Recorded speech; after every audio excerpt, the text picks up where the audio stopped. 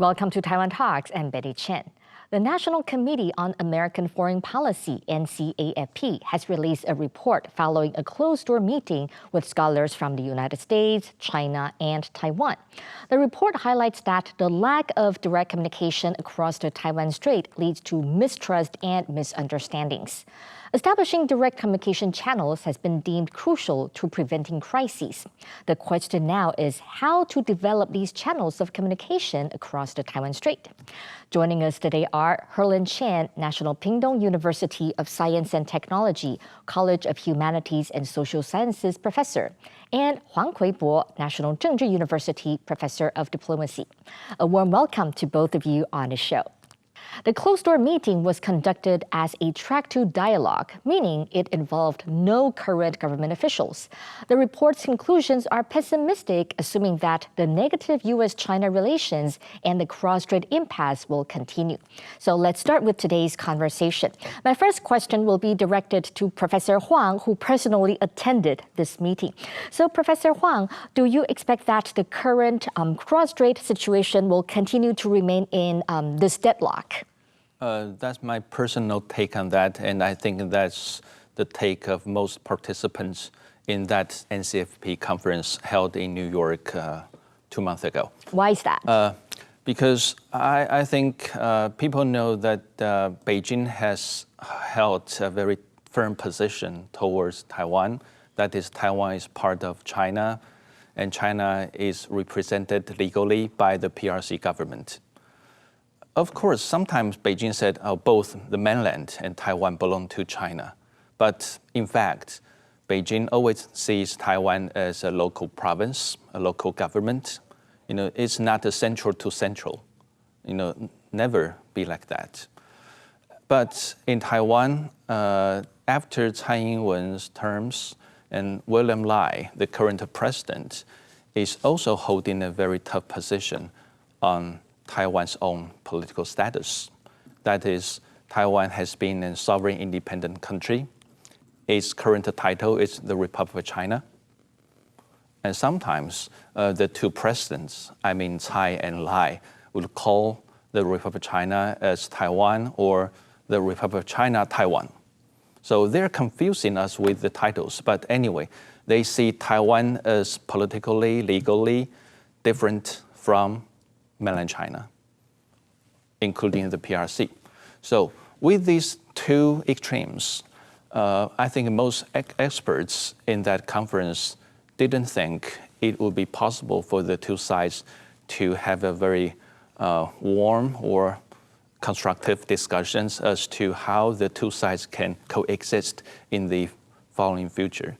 But they also think that the current deadlock resulting from political differences and legal differences would remain mainly because they do not see any positive sign for either side to move a little bit forward to the middle.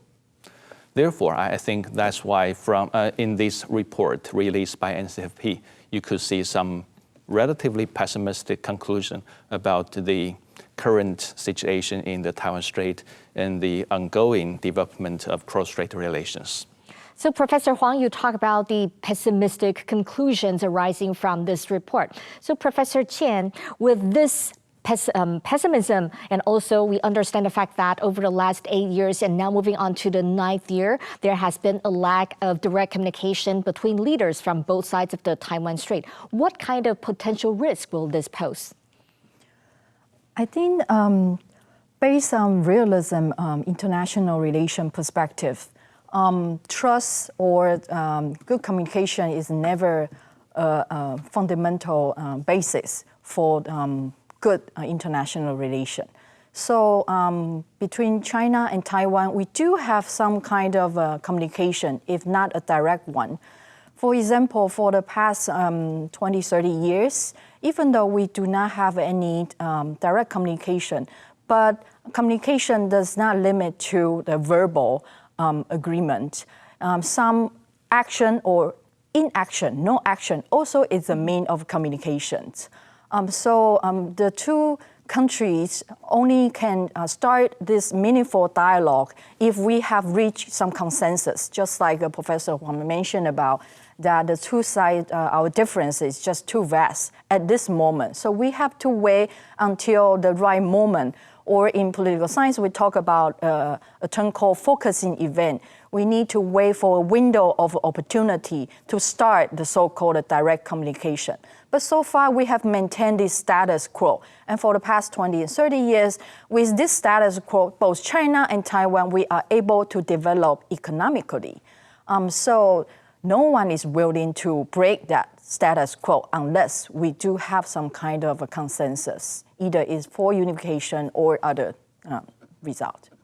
So you talk about a very interesting point, like action or communication or no action, no communication can be seen also as a way of communication. So you talk about whether there will be a window of opportunity. If we look back at the history, Professor Huang, were there any examples or what will be your suggestions for both sides of the Taiwan Strait to break this kind of deadlock? Any references that we can draw upon the past? Yes, there were a few deadlocks between the two sides of the Taiwan Strait in the past. For example, when former President Jiang Jingguo in Taipei, one of the China Airlines flight was hijacked to Guangzhou.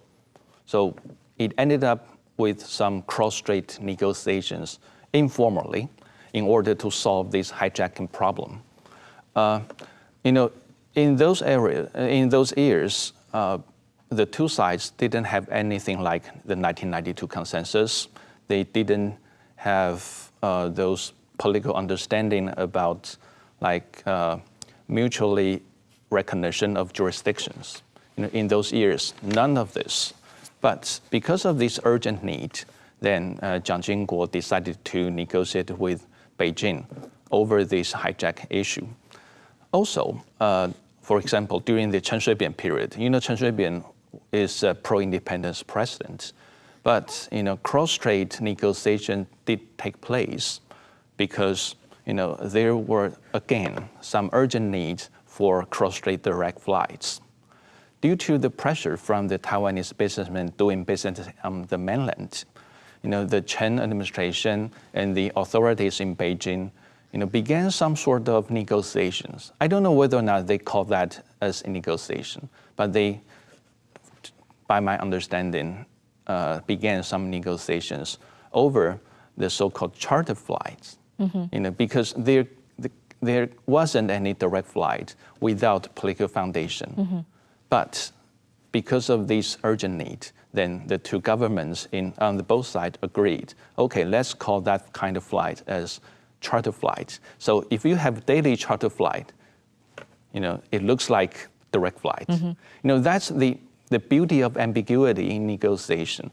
So I think, in the past, I think the two sides did, exercise some sort of ambiguity in order to achieve something that would benefit both sides and people on the two sides. So Professor Huang, what I got from your previous remark is that you constantly talk about the urgent need and also the importance of ambiguity. Do you think that at this moment, at this critical juncture, is there an urgent need for both sides to have direct communication? Actually, I think from some Western's perspective, yes, there is an urgent need for the two sides to sit down and talk. But I think in Taipei, I personally do not feel this kind of urgent need from the Lai administration, despite the fact that the Lai administration said, yes, we do need to talk.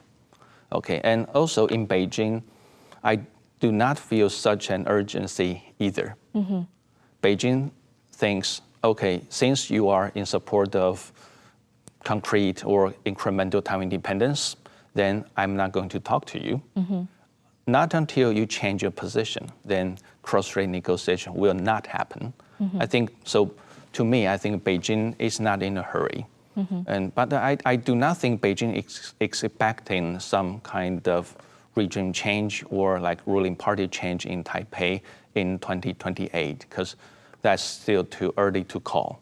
But I think Beijing has stood firm on its own position towards Taiwan as local and the mainland as central, while Taipei, the Lai Ching-te administrations only says that, okay, we need cross-strait negotiations, but actually I do not see any assertive measures undertaken by the Taipei side either.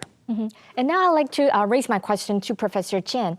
If you remember in the inaugural address by President Lai, he specifically mentioned that he calls for cross-strait communication and also exchanges in the area of tourism and education. Do you think that he's like kind of extending an olive branch to the other side, or do you think, well, this is just, well, so far we haven't seen any concrete actions? What's your take on this?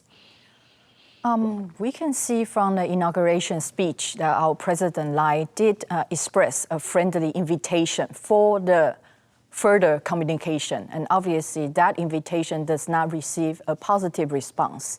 And then I think the main reason is right now both sides, we do not have this urgent need for these breakthroughs. So very similar during the Cold War era, if you think a hotline between the U.S. and Soviet Union, it's a direct communication. I doubt that right now Taiwan and China, we need this kind of direct communication, a hotline phones, mainly because we are at nature different political regime. One is democratic and the other is non-democratic. We have very little in common to negotiate about at this stage. So either we go through more soft politics like tourism or education, this kind of issues. I don't think at this moment it will help in our negotiation. So it seems that for the people of Taiwan and China, there is no such urgent need to engage in direct communication at this moment. So in a meeting, actually, it was mentioned that uncertainty in the Taiwan Strait is exacerbated by the post-election changes in the United States. Who would be more supportive of Taiwan after getting elected, Harris or Trump, Professor Huang?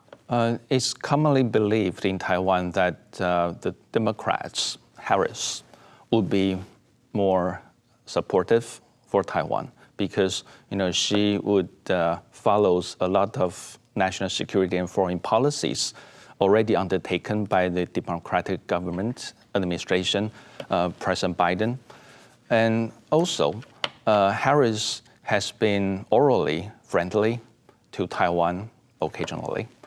That's why people would think Harris would be more friendly to Taiwan. While former President Trump, he said that Taiwan should pay for its own defense, and Taiwan needs to buy more, and Taiwan steals U.S. chip industry and business opportunities, et cetera, et cetera. Therefore, I think it makes sense that if people here in Taiwan believe that the Harris administration would be more helpful for the future of Taiwan.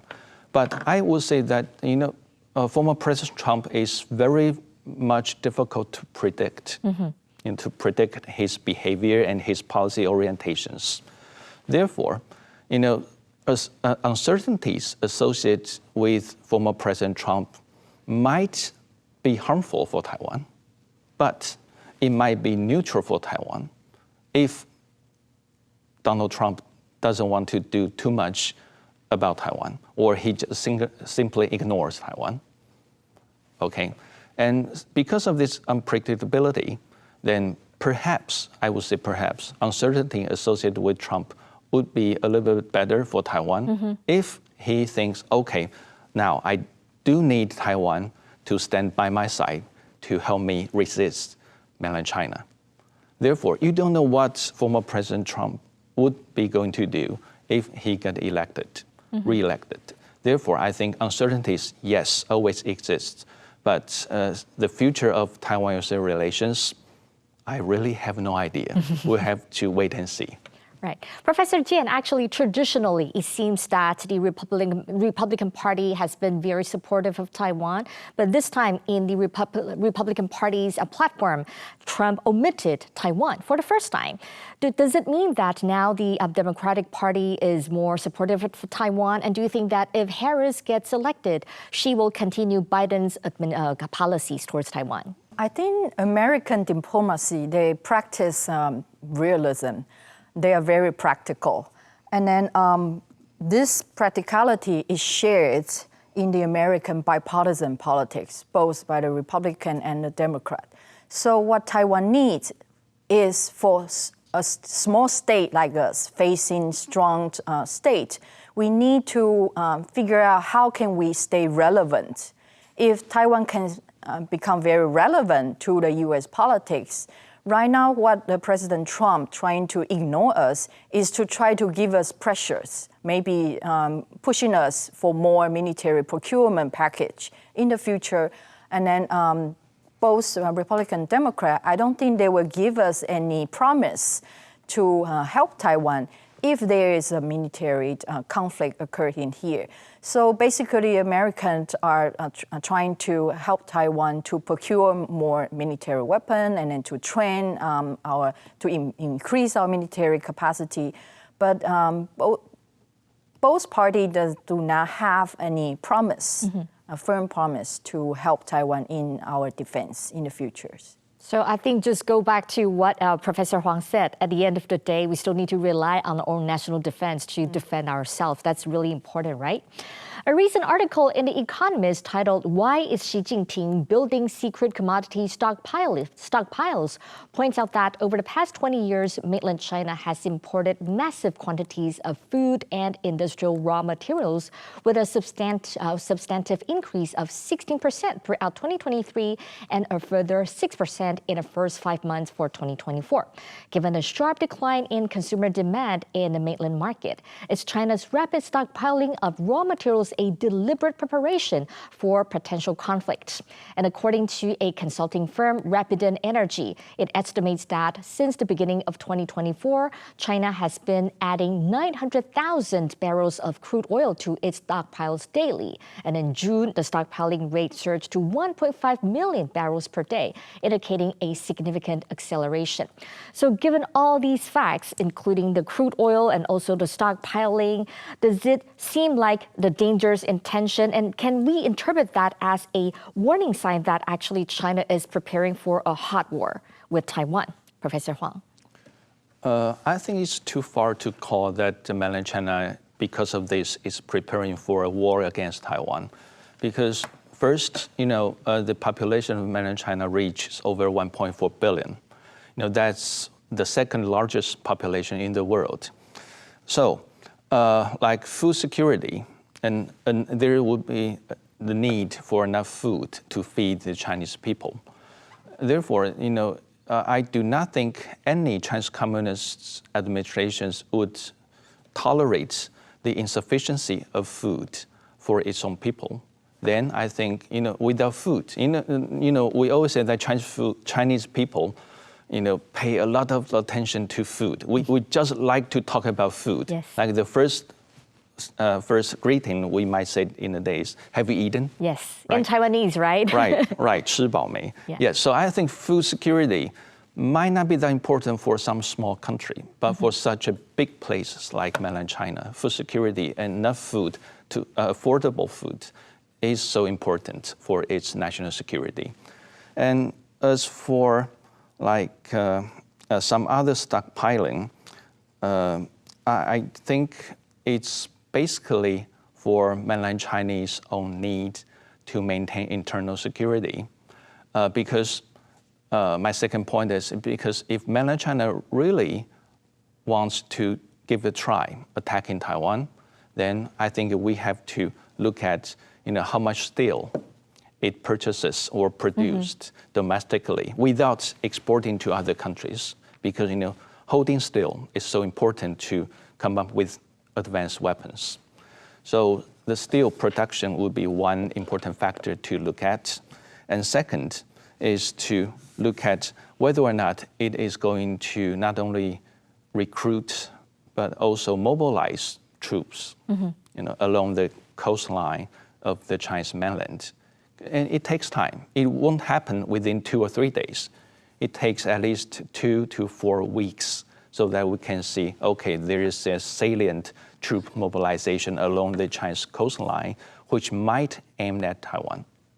Okay, so there are a lot of different factors telling us that this kind of stockpiling right now is not for preparation of war against Taiwan. And my last point I would like to make is that, with this like wheat or some other stockpiling we are talking about, or the economist is talking about right now, I think it's something about the resilience of mainland China. Because if you only have a very decent number or decent amount of something like wheat or like meat, then that won't constitute your own national security, and that won't constitute your own resilience. You need to have some overcapacity, over stockpiling. You got enough these kind of things to sustain your national security, to sustain your resilience. So overcapacity, over stockpiling actually are of great importance for mainland China's resilience. So Professor Chien, do you agree with Professor Huang's opinion, saying that the stockpiling, there are still a lot of other factors indicating whether that is aimed at Taiwan or not? What's your take on this? I actually agree with him because for a big country like China, we do really think differently. For the U.S. also, they have been stockpiling oil, and then they also make sure that their domestic oil reserve is sufficient. And then we will not jump into the conclusion that U.S. is preparing for a war. And then as for whether China will attack Taiwan, and then whether this military suspicion might link to this stockpiling, I think if there is a conflict, that Taiwan will not be the real target of this war. Plus, historically, China has never attacked any other country before. So right now, the stockpiling, I have to say, it has to maintain its domestic stability. So that's number one important in terms of the food security, oil security, economic stability, and also preparing for a future attack from the foreign powers. They have to maintain their domestic consumptions and then also sufficiency. They have to rely on the self-sufficiency in case China will face a foreign sanction. Talking about the keyword sanction, we understand that between the war of Russia and Ukraine, so Russia has faced Western sanctions, and if China attacks Taiwan, do you think that how is the West going to pose what kind of sanctions on China? Similar to that of Russia, or do you think the sanctions will be different? I think the sanction will be different because Russia does not provide such economic dependence for the American. Maybe some European country would depend on Russia's natural gas or other energy sources, but immediately after war, also European Union, they seek alternative energy sources. So for the American or especially the American, they heavily depend on the trade relation between the U.S. and China. So I don't think U.S. will jump into a very large scale of economic sanction. Maybe a small scale to pressure China to make some change or stop this war. But I don't think a large scale of sanction will be something that U.S. will take because the cost is very high. So now I would like to direct my question to Professor Huang. We're talking about the sanctions and the possible sanctions on China from the West. What will be the possible countermeasure from China if it is being sanctioned? Of course, I'm going to talk about what kind of countermeasures mainland China might be going to take if being sanctioned. But I also want to say that if mainland China is sanctioned by the West, then, currently, mainland China produced about 30% of commodities in the world. So it is the largest source of commodity to most of the countries, not only to advanced countries, but also to developing countries. Therefore, if mainland China is sanctioned, then I think the commodity flows and the prices will be a big problem for everyone in the world. And so what kind of countermeasures of China might take? I would say first, batteries. Those new energy or green energy related batteries, not exporting to other countries. This kind of policy would harm some of those countries dependent heavily on new energy and those batteries. And second, mainland China might sanction some countries by stopping exporting rare earth to those countries. I'm not saying mainland China is the most important places producing rare earth, but it is probably the most important places producing rare earths to most of the countries in need. So if mainland China is doing something like that already, so if mainland China continues to enlarge its sanction list on some of the Western countries, imposing sanctions on mainland China as well, then I think that would be a lose-lose situation for the free market. And lastly, but not least, is that perhaps mainland China is going to stop selling its UAVs, small UAVs, for surveillance, or especially for peaceful purposes. The mainland China is the largest places producing small UAVs, and its UAVs have been widely used, purchased and used by many countries for scientific surveillance and explorations or disaster relief, etc. Of course, that wouldn't cause some immediate damage to most of the countries, but then some of the countries need to find some more expensive and maybe not quite useful UAVs for their future use. Then again, that's another lose-lose situation. Definitely, we do not want to see the lose-lose scenario happen, right? So thank you very much. That's all the time we have for today. Thank you for joining us. If you like our show, please search for us on YouTube, give us a thumbs up, and hit subscribe to our channel. Thank you for watching our show today. Stay safe and see you next time.